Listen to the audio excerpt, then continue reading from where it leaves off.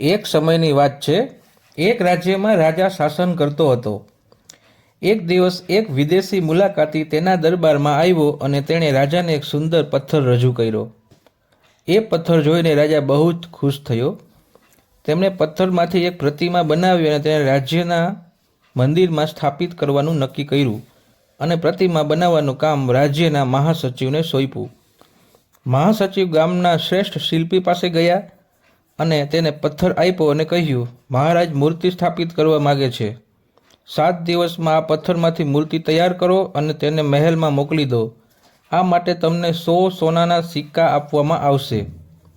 લગભગ 100 સોનાના સિક્કા સાંભળીને શિલ્પકાર ખુશ થઈ ગયો અને મહામંત્રીના ગયા પછી તેણે પ્રતિમાનું નિર્માણ કાર્ય શરૂ કરવાના હેતુથી પોતાના ઓજારો બહાર કાઢ્યા।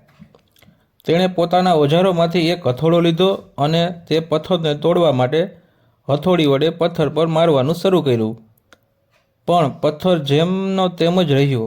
શિલ્પકારે પથ્થર પર હથોડાના અનેક ઘા કર્યા પણ પથ્થર તૂટ્યો નહીં।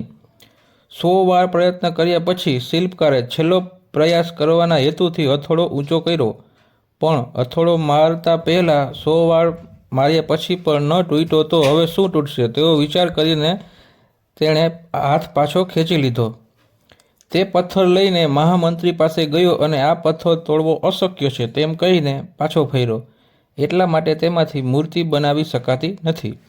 જનરલ સેક્રેટરીએ દરેક પરિસ્થિતિમાં રાજાનો આદેશ પૂરો કરવાનો હતો, એટલા માટે મૂર્તિ બનાવવાનું કામ ગામના એક સાદા શિલ્પકારને સોંપ્યું। પથ્થર લઈને શિલ્પકારે મહામંત્રીની સામે હથોડો માર્યો અને એક જ વારમાં પથ્થર તૂટી ગયો। પથ્થર તોડ્યા બાદ શિલ્પકારે પ્રતિમા બનાવવાનું શરૂ કર્યું। અહીં મહામંત્રીએ વિચારવાનું શરૂ કર્યું કે જો પ્રથમ શિલ્પકારે એક છેલ્લો પ્રયાસ કર્યો હોત તો તે સફળ થયો હોત અને 100 સોનાના સિક્કાનો હકદાર હોત।